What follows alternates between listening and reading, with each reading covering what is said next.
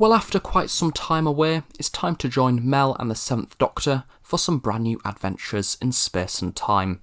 In today's Big Finish audio drama review, I'm going to be taking a look at the latest Seventh Doctor Adventures box set, which is available to order now on the Big Finish website in both physical CD formats as well as download. This box set is of course a part of the brand new 2022 reformatting of Big Finish, seeing the end of singular releases as all of the Big Finish Doctors move into having their own series in the box set format. So within this box set we do in fact have two separate stories, the first of which is A Bad Day in Tinseltown as written by Dan Starkey, and the second episode of the set is The Ribos Inheritance as written by Jonathan Barnes. As per with the vast majority of the releases this year with Classic Series Doctors, you don't need to have listened to any previous box sets in order to fully understand this set. I do most certainly sympathise with Seventh Doctor fans over the past few months because I do believe Sylvester McCoy was trapped in a certain country during lockdown, meaning he was unable to remotely record any Big Finish, so it's lovely to have Sylvester McCoy back after quite a long time away.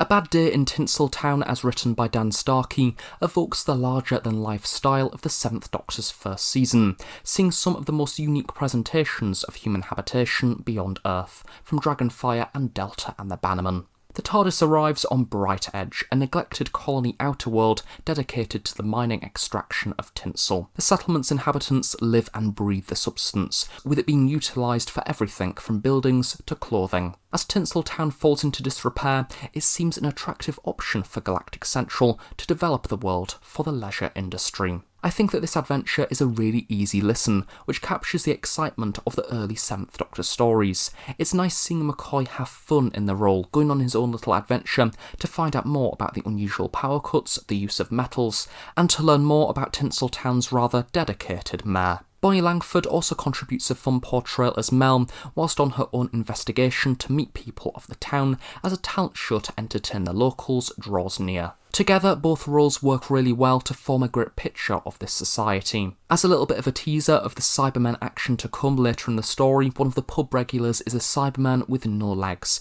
It's quite a gruesome but really nice harkback in similarity to that of the 8th Doctor story, The Silver Turk. The locals are completely unaware of how dangerous the Cybermen are, thinking that they were wiped out many years ago. The main draw of this story is also the rather rare occurrence of the Seventh Doctor going up against the Cybermen, as well as being Mel's first encounter with the infamous foe.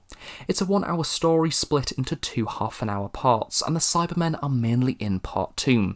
I do like the way that we see the Cybermen clinging onto life, determined to survive as always. The story has an intriguing use of Cybermen conversion, with cyber technology being dormant, which makes the episode feel quite different to other Cybermen tales, especially within classic series Doctor Who. But personally, I think the story would have benefited quite a lot from a 3rd episode to develop the Cybermen's motives. There is lots of really lovely ideas in this story, but with most of the Cybermen content being within part 2, it does give not that long to actually explore these nice ideas further. But simultaneously such sacrifice has led to a well-formed, believable location for the story within episode 1. Had this been a monthly range episode split across 4 parts, I think it would have been an incredibly strong story, with very nice built-up visuals, being believable, as well as having a rather haunting cyber tale of them lurking in the local mines. If you like the loud personality of season 24, I imagine that this will be a story that will be right up your street. It's also a very simple and easy to follow story for those of you who haven't listened to much classic series Doctor Who at Big Finish.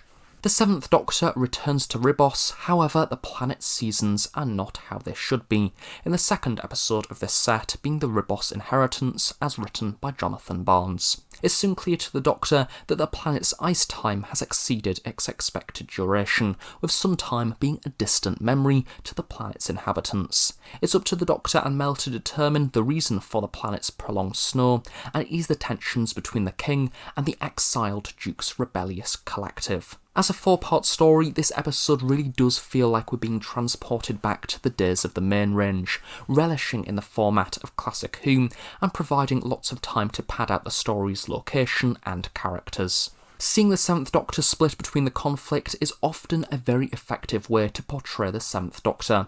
He always tends to be in the centre of the action when it comes to influencing events. This story really uses that to its advantage, with Seven acknowledging that times are changing, and so is he in personality, foreshadowing the darker later half of his era to come on screen. Mel, as a result, seems a little bit uncertain about this new incarnation, which leads to some interesting scenes throughout, excellently delivered between Bonnie and Sylvester. I think there's a lovely suggestion that perhaps Sixie's personality is still haunting the Seventh Doctor's mind. He is acknowledging that his regeneration almost isn't complete yet, and the personality that we have within Season 24 isn't fully formed, and I think that's an interesting way to take a Doctor, as well as showing in natural progression, very much like how we did get also on screen. I think that this is the moment in the release where I realised that perhaps the set feels a little bit unfinished.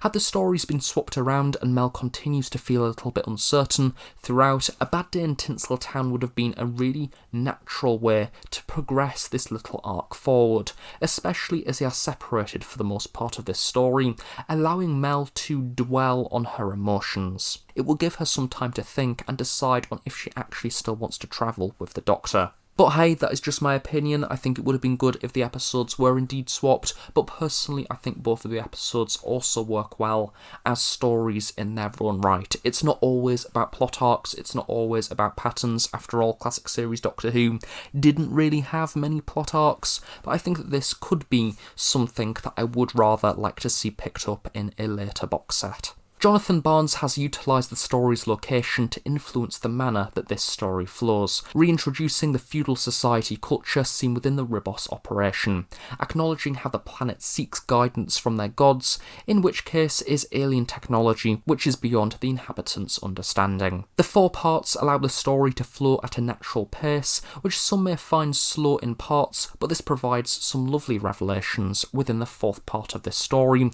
where we can fully appreciate the impact. Of course, due to this being a sequel as well to the 4th Doctor story, the Ribos operation, we do have the return of Garon, who did of course appear within that story. Again, a really loud and bold personality who does kind of fit very well, I think, within Season 24, especially when you compare him in personality to the likes of, say, Savalon Glitz, as we see within, of course, Trial of a Time Lord, as well as Dragonfire. But also at the same time, we again get to acknowledge how much the Doctor has changed between his 4th and 7th incarnations, so if you are a particular fan of the Ribos operation, I imagine it will be quite a nice, sort of nostalgic way to return to the setting of that story. It's just little nods throughout the episode as we have the invasions taking place. We also have the return of the Shrivenzale, which is of course a big lizard creature from the episode. Lovely, and again, due to it being on audio, you can really visualise it in all its grisly, scary glory. Personally, I think that both of these stories within this set are rather enjoyable. Lots of care and attention to detail has been given to make these stories feel like an addition to the Season 24 canon. I just wish it had more time to explore its ideas. It's also lovely to see Sylvester back after all this time. So thank you very much for watching this review of the 7th Doctor Adventures Silver and Ice. I really hope you have enjoyed it. Do of course stay tuned on the Husk Productions for regular Doctor Who Big Finish content. And of course on that note, have a nice day. I shall see you all next time.